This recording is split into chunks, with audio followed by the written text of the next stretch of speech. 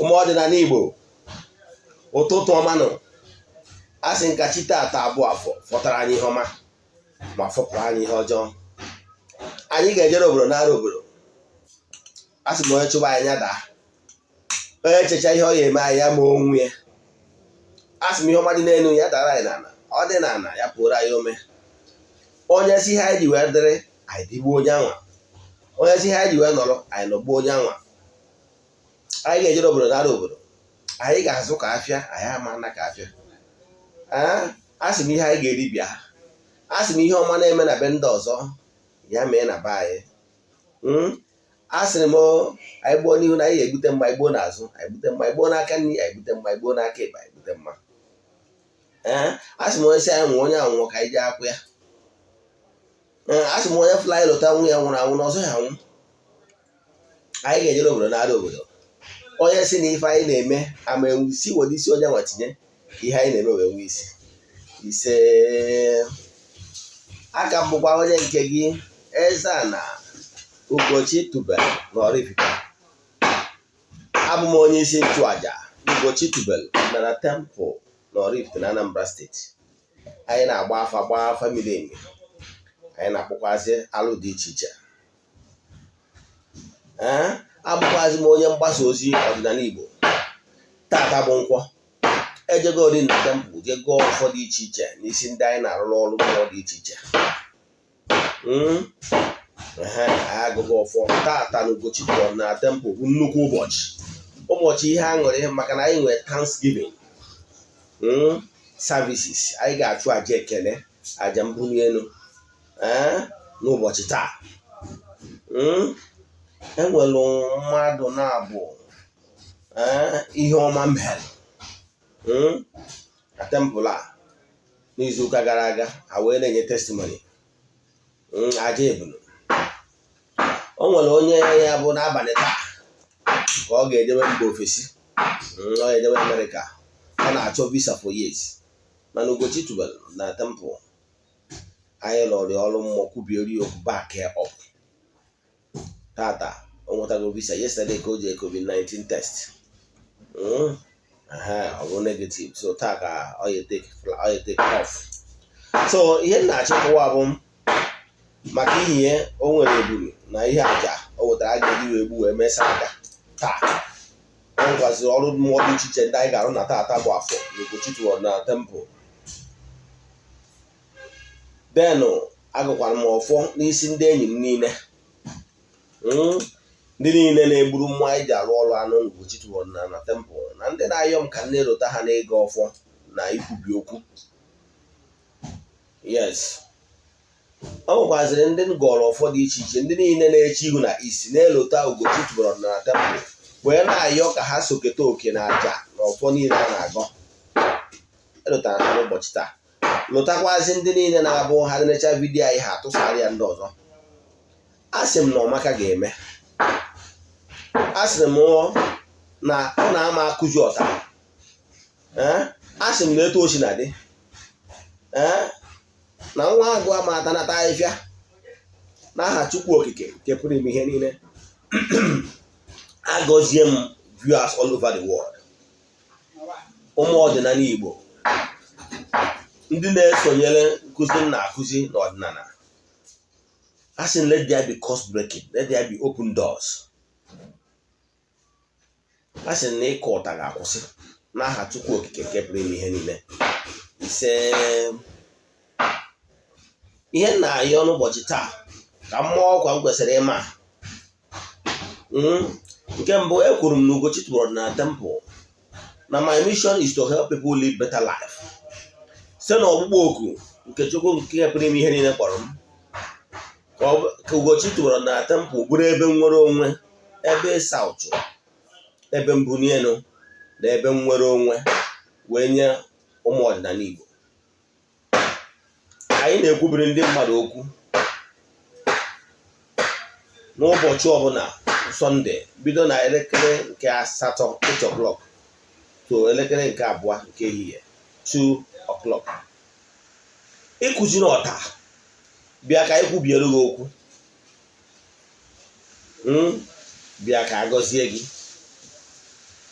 Ọ bụrụ na ekwubiere gị okwu, ọ bụgoro na ị nwere ego, bịa ekwubiere gị okwu. Ọ bụrụ na iwe onye anyị ga-enye ihe nsọ dị iche iche, kwubiere gị okwu ka egwu ọma bido gụba n'ebe ị nọ, inweta ego bịa rụọ ọrụ dị n'ụzọ gị. Nke a bụ ofu. Anyị na-agbakwa afa, ichefukwana ịgba afa miri emi. Agwara m ụnụ na ofu ịgba afa miri emi ịgbalụ can turn around whatever challenges you are facing. Challenges you are facing today bụ because na agbara afa miri emi mara ihe bụ ya real challenge. Amara ihe bụ ya real challenge nke bụ eziokwu na nsogbu gị ga-abịa n'isi njedebe. Mana ihe mere ya bụ na o nwere ike ihe na-eme gị hapụ ihe na-eme gị na-treat the symptoms, hapụ the core cause of your problem. Ị ghọtara ya? Ka anyị gbara gị afa miri emi. Na echefukwana, anyị na-agbakwara onye a nọ nso afa, na-agbakwala onye nọ mba ofesi afa, na-alụkwara ya ọrụ. Asị m na what you don't know is only a mystery to you. Ọ bụrụ na ị kwenyere na mmadụ nwere ike ị na ebe a wee kasị spell to somebody nọ mba ofesi onwe isi, etu ọ ka anyị ga-esi na ọkụ ebe a kwubiere gị okwu ka nwata akụ ọta n'obodo oyibo 10-15 years nwere ike imepụta ihu echiri mma. A na-ejikwa afa mmadụ ajụ ese. E kwuru na ọ bụrụ na anyị nọ na mba ofesi chọọ ka anyị jụọ ọrụ ese, na ihe anyị nidere wu ya full name, ya town name, aha mma gị, sọnde mma gị na ebe esi rụta mma gị. Maka na mmụọ na-eso nwoke bụ eso mmadụ, o si n'ikwu nne na o si n'ekwu nne ya. Ka anyị kpọọ ka anyị jụọ ha ese ihe a ga-eme ka ịpụta ihe. Ị ghọtara ya? Isendịela anyị ya, akpacha anya nwa afọ, isendikwara ya through voice note. Ya gaji. Nke ọzọ m na-achọ ịkọwa maka ya bụ ihe ị kwesịrị ịma. Na Ugochi tụbọrọ Odinana temple, a gwara m gị kịta egwu dị steeti m na-ekwu bụ na ya bụ na Disemba 1, mụnwa bụ Eze-Ana Ugochi tụbọrọ Odinana temple na m na-agba ọfala ọzọ. Ghọtara ya? Ma agba ọfala ọzọ n'ụbọchị ahụ. Ọ bụrụ na mgbacha ọfala ọzọ n'ụbọchị ya bụ ụbọchị, then that day ka m na-emekwa birthday, December 1. Then na-emepe my new house, a living house. Yes, precisely. A living house of Eze-Ana Ugochi tubelu. A ga-emepekwa na December 1. So ụbọchị anwa ịkanye n'ihe ọbụla, ịnwụ na iwu onye nọ anywhere na Nigeria, you are all invited. Nyawu project anyị na-alụ, ọ na ha abịa na nchịkọta. Anyị akwụsịgo roof, a na-eme plastering, na-eme electrical work and everything, na plumbing, everything is going on simultaneously. By Monday a ga-ebido tiling, ka ọrụ na-aga, na anyị ga-efinishie n'aha Chukwu Okike nke pụrụ ime ihe niile before the time. Glory be to his name. Na ndị anyị afọrọ anya, maka na ha mejupụtara nkwa ha kwere m. Ayọrọ ha ụzọ ihe ịtọnye ahụ ha mere ya. Agwa ha na nchọrọ anyị aha chenjere moto ha mere ya. Agwa ha na nchọrọ ichi ọzọ ha chibere m ọzọ dị chie the highest ọzọ n'ala Igbo, ọzọ Eze-Ana. Ọzọ a na-ele ana, ọ bụrụ ọzọ ụka. Ghọtara ya? Then wee na-arụ this living house. Ihe m na-achọ ịkwụwa obodo akụzi n'ọta. Ọ bụgoro na nsogbu ọbụla dị iche iche, mana ị nwere ego, bịa na Eze-Ana Ugochi tubelu. My mission is to help people live better life. Ka m kwubiere gị okwu. O nwere ike ihe na-akụrụ ọta bụrụ ihe niile ka ekwubiere gị okwu, intercede on your behalf. Gwazie mmụọ na-agbago ụgwọ ya gwee ndidi. Ị ga-abịakwala ọrụ dị n'ụzọ gị, mana ọ ka ha meghere gị ụzọ. Ọgwa ndị iwe onye ihe na-agara ọfụma, ịbịa ka ya kwubiere gị okwu ka ọ dịgide. Weda ma ị nọ na Nigeria ma ị nọ na mba ofesi. Ghọtara ya? Ị nwekwara ike isonye keta oke na aja na ọfọ anyị na-aga n'Ugochi tubelu Odinana temple. Ma ọ bụrụ na ibido gowa ọfụ for 21 days na-eche ihu na east, yọkwa ndị afụrụ anya entities of powers ka ha kwere alụ ọrụ n'Ugochi tubelu Odinana temple, ka ha kwụ ka iketa oke na aja na ọfọ niile anyị na-agọ kwa ụbọchị na ya bụ temple. Ọtụtụ ndị mmadụ esigo n'ụzọ dị etu a wee rite nnukwu uru. Ihe m bịara ịkụwa n'ụbọchị taa bụ isiokwu bụ oath taking, ọgbụgba ndụ. Dịka m si akọwa na ndị magoro nkụzi m, anụ m akụwa mma marụghị atụ mma eji ihe ịma wee marụghị atụ ọgbụgba ndụ dị iche iche bidogoro n'okpukpere gị dịka onye nọbụrụ ụka ọbịa. Enwere so many oath taking even n'ụka nwee consequence na-eso oath taking. That is mgbe mmadụ deviated from that oath taking, the commitment there with it. Ọtụtụ ndị mmadụ na-ata afụfụ because of na ha break the covenant, the oath. Ụfọdụ ụmụ nke family oath nke ndị nna nna ha kwetara nkwa wee kpọkuo mmụọ ajeruke Chukwu na-ejere Chukwu na mmadụ ozi wee nwee ọgbụgba ndụ na ya na ezinụlọ ya ga-eso Chukwu okike nke pụrụ ime ihe niile.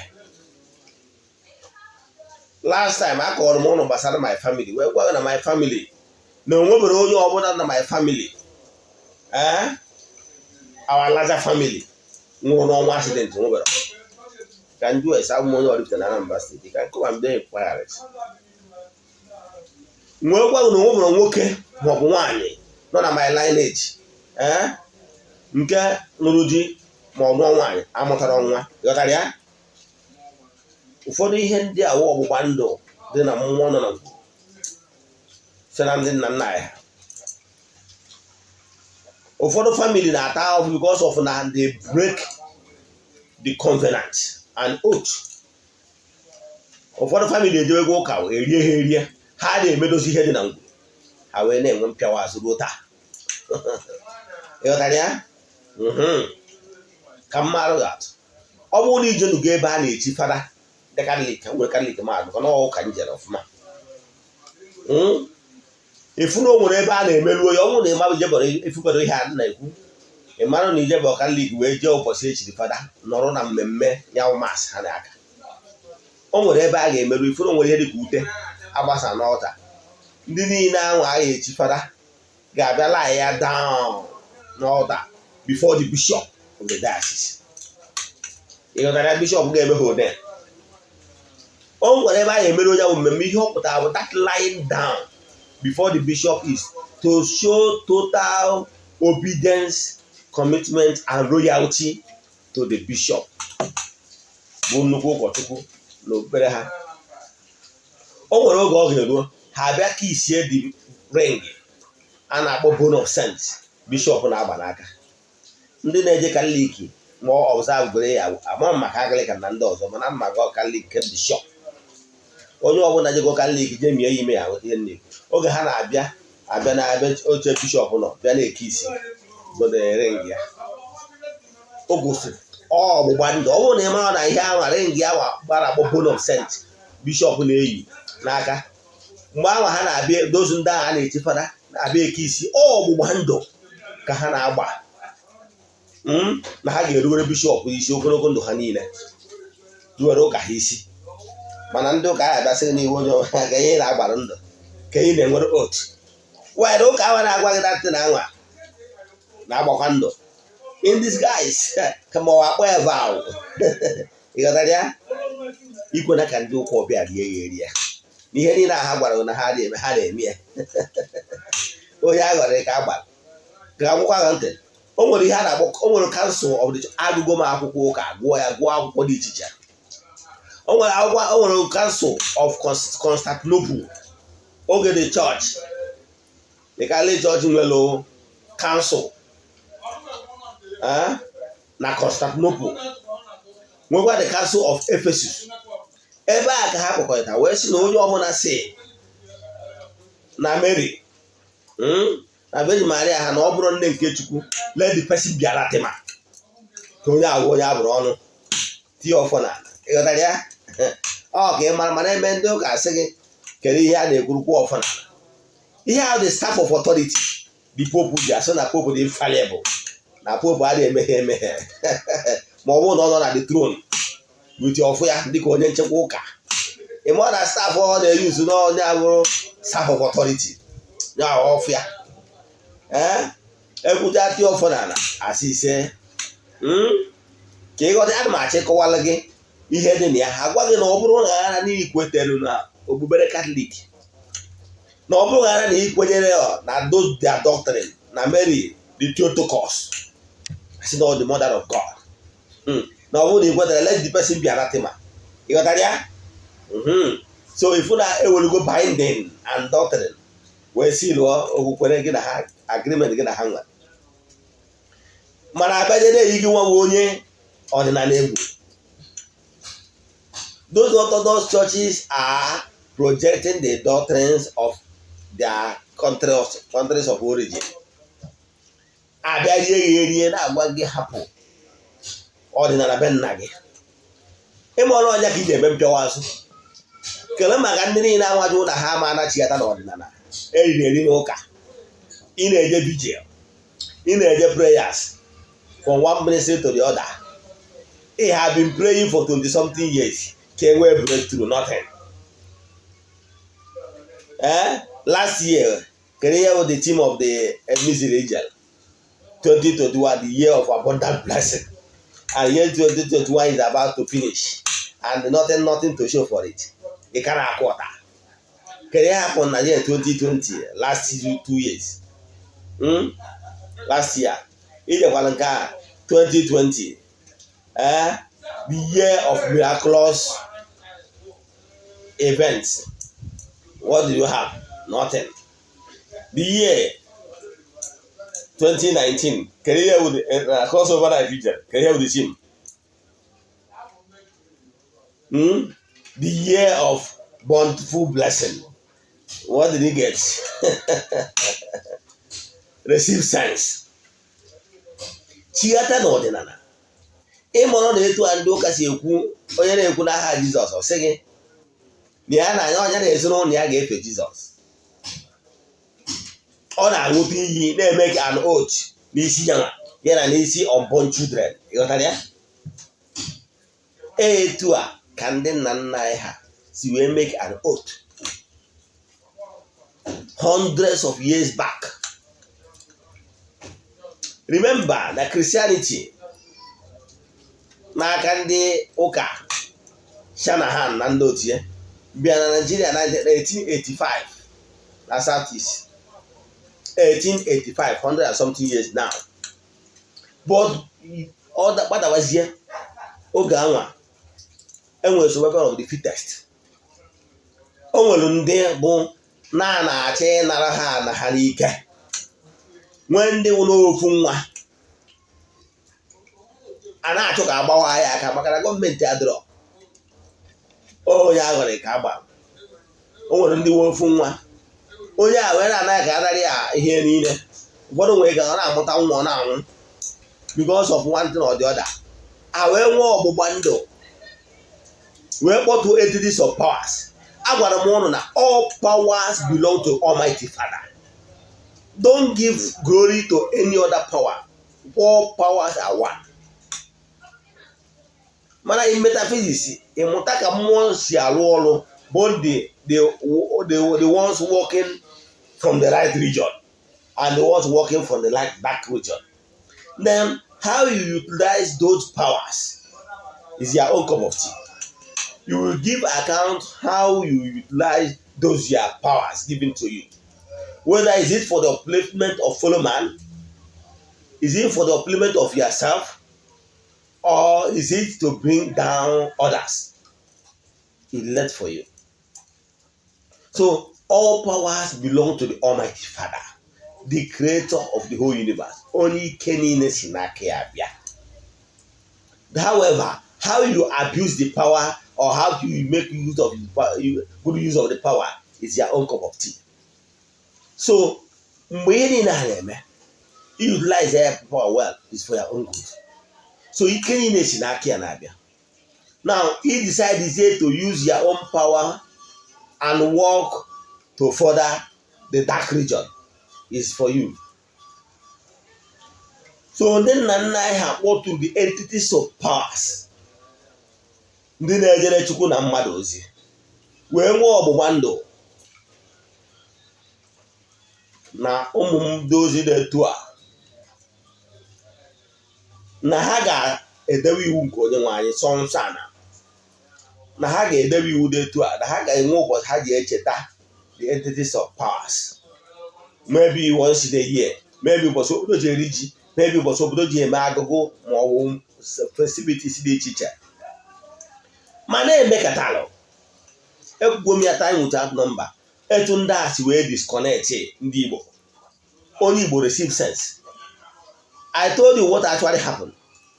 Before mgbe ndị ụka ọbịa bịara n'ala Igbo, on the Portuguese, the Irish people, the Portuguese mgbe ha bịara n'izizi, they couldn't penetrate the southeast. They came na-ekwu maka chi ndị mba ọzọ. Ndị nna nna anyị ha wee gwa na anyị nwere chi before ha bịa. Ọ bụrụ ha nwalesịrị anyị egwu onye agbata na ịbịa n'ala Igbo today. All ndị Igbo wụ the only race in Nigeria na-aba afa ha na-aba nwa ha bụrụ afa related with Chukwu, Ifeyi nwa, Ifeọma Chukwu, Chukwu Ebuka, Ifeanyi Chukwu, Ifechukwu and rest of them. So anyị maara chi nke ukwu a.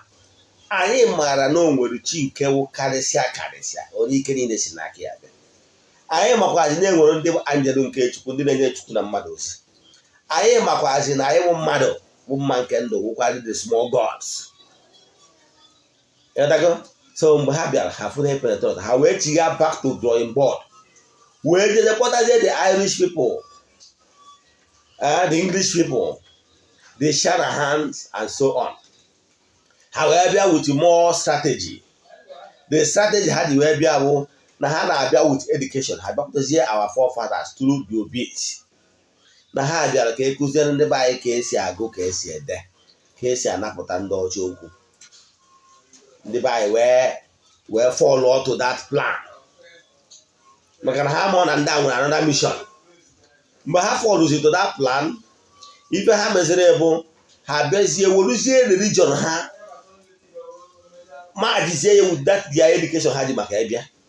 Ịbịazie ka akụziere ka esi agụ, ka esi ede, ha akụziweziere gị CRK, kụziwezie nkụzi gbasara religion nke kwesịrị ọka ọ banye n'ihe gbasara akwụkwọ education ha bịara ịkụzi maka ya. Kụziere CRK gwazie maka chi ha.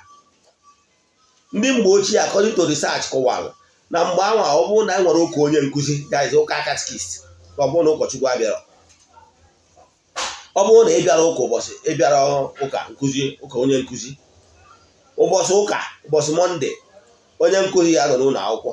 Ndị niile abịara ụka onye nkụzi ụbọchị ụka enwere gasị ha ji eme sụọ ahịhịa, mee nka ma mee nka as a punishment. Some of our forefathers, to avoid such punishment in the future, they will decide to attend those churches. Then, by so doing, they started teaching our forefathers how to disobey their parents by telling them that, look, anytime your father is making sacrifice to those entities of powers in the families, anytime your fathers are trying to do sacrifice to keep the covenant with those entities of powers, don't do it. They demonize our grandfathers and telling our young fathers then they should disobey. Now what happened to various families? Our grandfathers started disobeying their own fathers. A na-akpọzi Uchibike bịa ka n'ebe a ka ọdọ ọmụmụ ngwurube anyị nọ. Na mmụọ dị etu a onye chekwara anyị mgbe a na-achọ ka egbupụ anyị. Na ọ na-emekwa n'ofu ugboro n'ahụ ụbọchị eji eri ji ma ụbọchị eji eme mmemme ndị ọzọ dị aṅa. Na anyị na-eburu mmụọ dị etu a anụ. Chibuike asị na ya adịrị interested maka na agwa gị nọ ikpere arụsị. Our fathers were disobey their own parents. And when we disconnection, some of those parents, our grandfathers, they couldn't see anybody to hand over.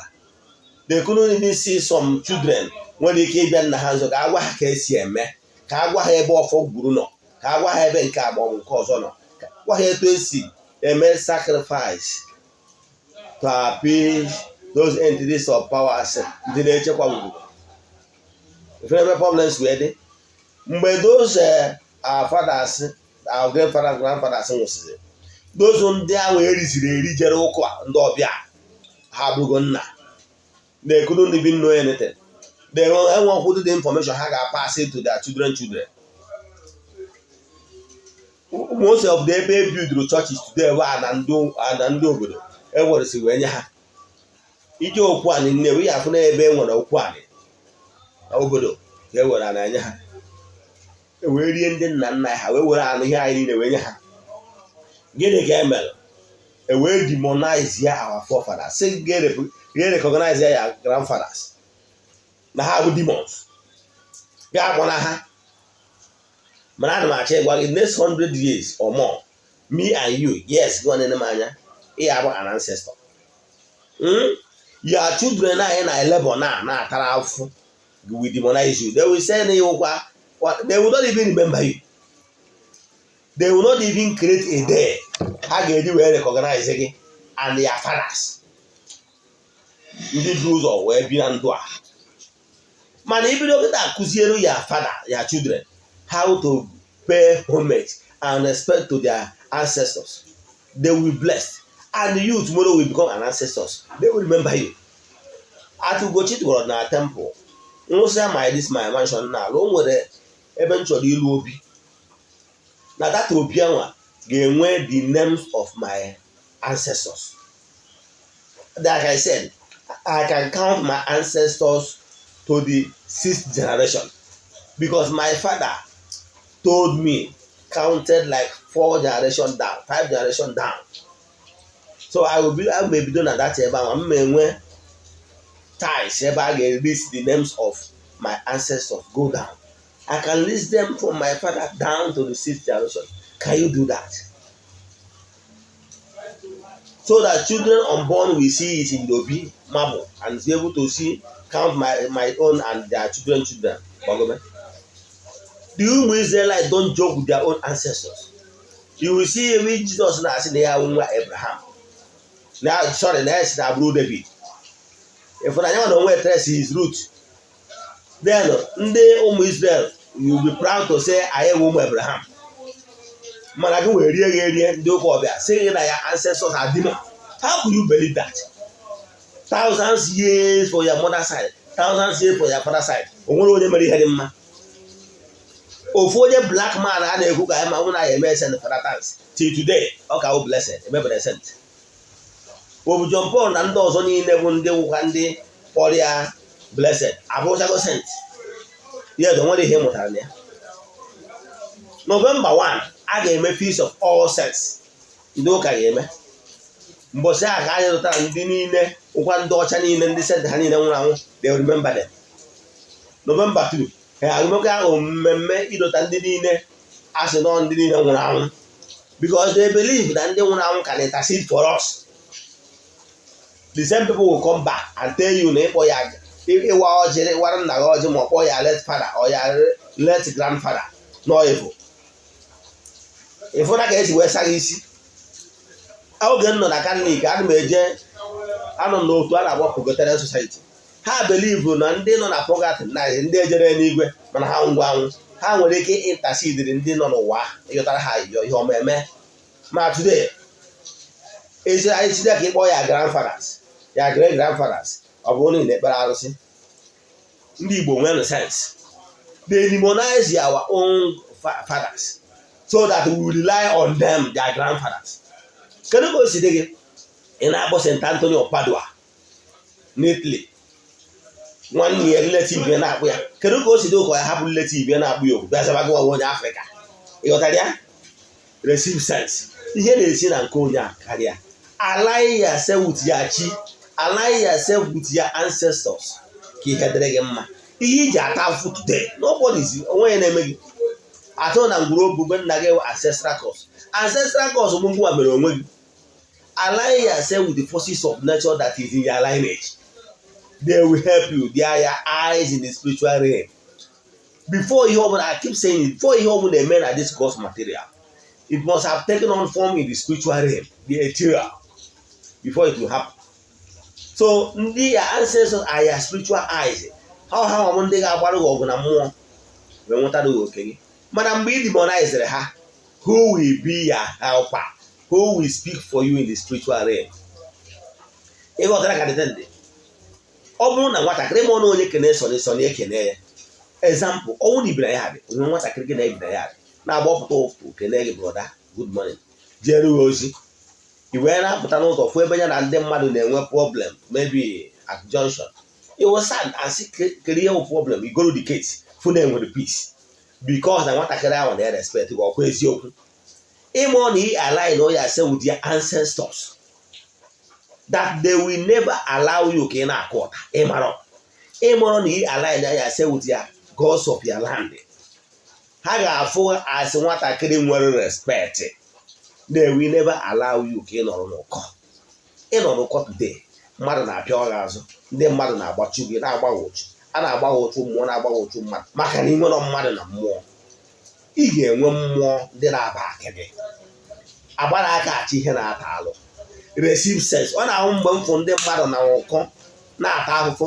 ụfọdụ agbapụta m sị Eze-Ana na ọ kọrọ ha ka onye ha ya ebite asị m ndị mmadụ na ihe i mere onwe gị come back to your race o nwere mgbe m dị ka gị o nwere mgbe ihe na-esiri m ike mana today what I want I get because I answered my call because I decided to come back to my root and believe in me every morning m ga-awapụrụ ndị mụ na ha so je tụọrọ ha nkwụ nye ha respect kpọkuo ha n'oge mkpa mana ka ihe ndị ụka ọbịa gwara gị gị kpọkume ndị nsọ ndị ọcha then demonize ya ancestors ikwela ịmụrụ na ọgụnwa na-eme onwe gị onye Igbo nwee sense ọdụ ụka ndị ụka ọbịa anyị wetara anyị ihe ọma wee hapụ anyị na-ata afụfụ ha na-akpọ ya brethren jee n'Europe ka ịfụ na ndị agha anaghị eje ụka jee n'Europe ka ịfụ na ndị agha anaghị eje ụka why they brought missionaries is to keep on exploiting us taking our monies to develop their countries. They keep on taking our tithe. Nke bụ eziokwu mgbe onwe isi nwee challenges as a Christian they will never come and help you. They are not interested in your faith. They are not interested in anything gbasara gị nwa mana ha wetara ya bụrụ okwukwe ka e wee na-eri ya eri ka e wee keep on na-ehumiliate gị onye Igbo wee sense na-achịgata n'ọdịnala bụ ụzọ ndụ ka ya ancestors kwudoro gị ka ị wepụta ihe ka ị wee dee ude onwe ihe ịghọtara na nkụzi a nkụzi taa sendịara m meseji 08057837672 aga m enyere ya aka ọgwụ na nwere ihe nkụzi Igbo ma ọ bụ ihe nkụzi ọdịnala ma ọ bụ ihe ọna na-agbagwoju anya n'ọdịnala Igbo sendịara m meseji ka nyere gị aka ihe ndị like ihe help ndị mmadụ na whenever I find myself in a position to help others I do try to do it because seeing you being happy gladdens my heart ya gazienụ n'ọfọ